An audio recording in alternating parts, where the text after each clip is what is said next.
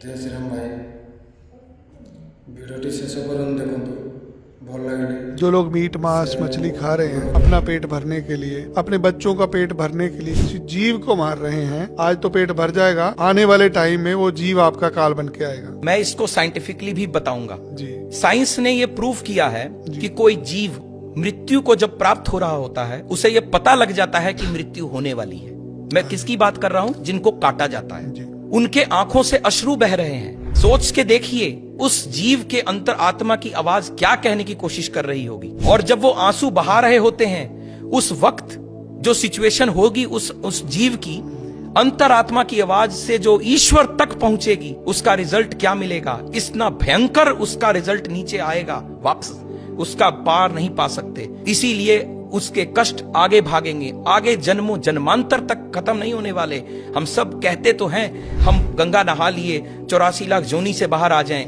मैं नहीं मानता कि ऐसा हो पाएगा अगर इन कर्मों के साथ हम कनेक्ट हुए। क्योंकि एक और चीज इसके साथ बहुत इंपॉर्टेंट मैं बोलना चाहूंगा। मैंने ये लोगों से सुना है, पढ़ा भी है, और बहुत बार आजकल के YouTube वीडियोस वगैरह में भी इंफॉर्मेशन फ्लो कर रही है कि जो लोग नॉन वेजिटेरियन फूड की तरफ बहुत ज्यादा अग्रसर हैं, धीमे धीमे उनमें एक साइकोसिस, एक फियर फैक्टर पनपता है। ये बहुत से लोग ये मानते हैं और ये साइंटिफिकली प्रूव्ड है।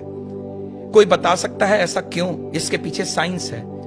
जिस वक्त वो जीव मृत्यु को प्राप्त हो रहा है वो डरा हुआ है। उसे पता है मेरी मृत्यु हो रही है। कितनी बार जीव को लाया जा रहा है, उसे घसीटा जा रहा है, और उस वक्त की पोजीशन में वो रोक रहा है अपने आप को, क्योंकि उसे पता है कि मैं मरने वाला हूं। अंतरात्मा से मरने की पता है उसे, और इस चलते उसके अंदर हार्मोन्स ऐसे चल रहे हैं जो उसको डरा रहे हैं। वो डर कहीं गया नहीं। ब्लड को तो खत्म कर देंगे, ब्लड तो आपने निकाल दिया, जीव मरा, ब्लड निकल गया, लेकिन उसके हार्मोन्स कहां गए? उसकी बॉडी में हैं। धीमे धीमे धीमे वो फियर हार्मोन्स ह्यूमन बॉडी में जाएंगे, उससे आप डरपोक होते हैं और आप उससे फियरफुल होंगे, फियरलेस नहीं होंगे। जितने धर्मार्थ लोग हैं वो फियरलेस रहते हैं और इस तरफ के लोग फियरफुल रहते हैं। फर्क समझ में आ रहा है? वो जीव का फियर आगे तक पर्कुलेट करेगा।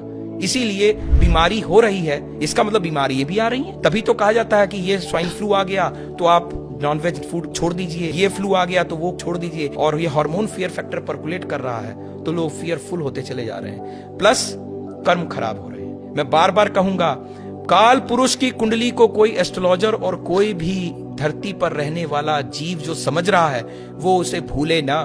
10वां घर कर्म का, 11वां घर प्राप्ति का, दोनों शनि के प्रभाव में है। कर्म बुरे करोगे, प्राप्तियां बुरी करोगे। शनि देव की समय जब आएगा तो उनकी मार से बचना असंभव ही असंभव।